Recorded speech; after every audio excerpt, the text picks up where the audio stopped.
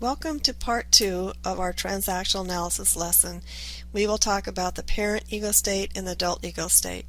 To begin with, the parent ego state is the taught concept. The parent ego state develops from recordings of events that happened to us before age 5, and these events are things we saw and listened to but never questioned. We accept all of them as truth, and I don't have time to go into it here, but many scientists have done studies on the brain, and everything that's ever happened to a person when they're born all the way through life, everything is recorded. We don't remember things consciously, but the memories are there, and our parent ego state plays back things that we remembered even if we consciously don't. We play back things that people told us when we were growing up. Now, questions concerning the parent inside of us include, what is an example of a truth given to a little person that is really true? The example here is, don't touch that stove because it is hot and will burn you. So a little person being raised with the big people in their life, they have to take everything in as truth for survival. They have to believe, and that's how we're created. Now, what's an example of a truth that's not really true? Well, the tooth fairy, where the little person believes it because that's how they're programmed. Why doesn't the little person challenge them? Well, for one thing, they don't know enough to challenge, and when they're really little, they can't physically move around, so they can't test anything. Define and give behavioral examples of the two parts of the parent. The first one is the nurturing, and this is when a person is caring for someone else, even a pet, fixing soup for a sick friend, or helping a friend with homework. And then there's the critical part. This is finding fault with something or someone, and always finding flaws in something, telling a person he's playing the sport wrong, etc. The previous slide showed the external nurturing and critical parent ego states. We also have something called the internal nurturing and critical parts, and this is when we tell ourselves that we are either doing okay or not. We have a nurturing part where we take care of ourselves, and maybe if we're not feeling well, we'll make ourselves some soup and we take care of ourselves. And then we also have a part of us where we criticize ourselves, and that's when we get into trouble. We tell ourselves that we're really not doing the right thing, and we have our not okay feelings when we criticize ourselves. And the parent ego state, sometimes we get stuck in this position, and when we do this, we have to adapt to our feelings. Our free child from our first lesson becomes adapted, where we adapt our feelings and we don't let them out, and we'll hold our feelings inside, and this is a foundation for later when we have our psychological games. So let's see if you understand that we can experience okay and not okay feelings.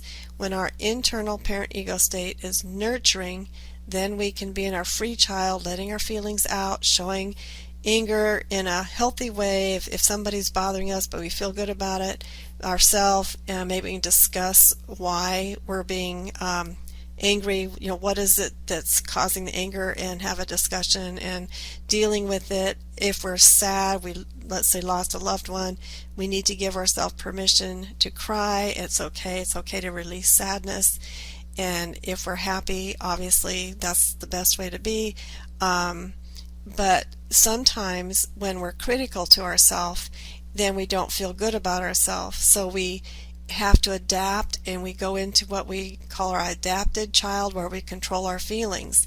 And sometimes we get stuck in that state and we don't let our feelings out, and that again is a foundation for later playing psychological games, because people are unhappy and they can't deal with it, and so they do other things to try to deal with this anger. What are some verbal clues of someone in their parent ego state?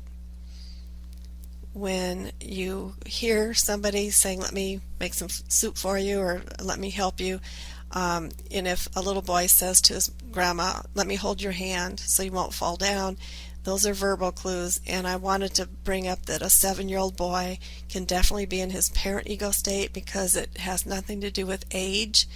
Young children have their parent ego state. So that's an example of nurturing. And then we have the critical parent. Anytime somebody says the words always or never, that's going to be a critical statement. For example, you never take out the trash unless I ask you to. And some physical clues. It's pretty easy if you see somebody, see a Boy Scout helping an elderly person across the street, or you see somebody pointing their index finger at somebody with a frown on their face or hands on the hip. Those are some physical clues. Now we come to the adult ego state, and this is a thought concept. The adult ego state develops from around 10 months, and sometimes it can start a little earlier, and you'll find out why it starts. It's the last one to develop. And the first question here is, why is the adult ego state the last one? And it's because the young person has to be able to move around. Now, generally speaking, infants start crawling when they're around 6 months old. They can scoot, roll, crawl, but they have to go from point A to B, and then they can test things, touch things. They have to be able to experiment. People are born as little scientists. And how would it be if everyone was in their adult ego state all the time? It'd be pretty boring, because remember, this is not the child ego state where the emotions are, and it's not the parent ego state. So everything is totally just thinking, analyzing. Think of a little scientist. Now, one of the key functions of the adult is to validate the data in the parent ego state. And remember that the parent ego state takes in things that we take as truth when they really aren't. So the adult ego state challenges those truths. Now here's an example of some information a little person had. Wow, it really is true that pot handles should always be turned into the stove, said Sally as she saw her brother burn himself when he grabbed a pot handle sticking out from the stove. So it validated what she had heard is true, and she said to herself, oh, well, that her adult, she's not consciously doing this, but her adult ego state is validating that that is indeed true.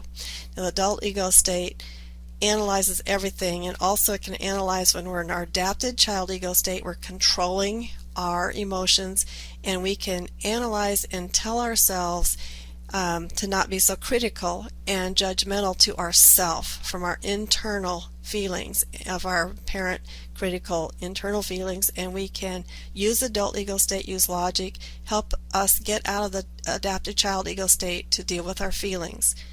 The adult ego state can also get rid of our prejudices. We can analyze things that are told to us when we were little, and we can find out which ones are true or not true. So what are some examples of adult ego states finding out what's true or not?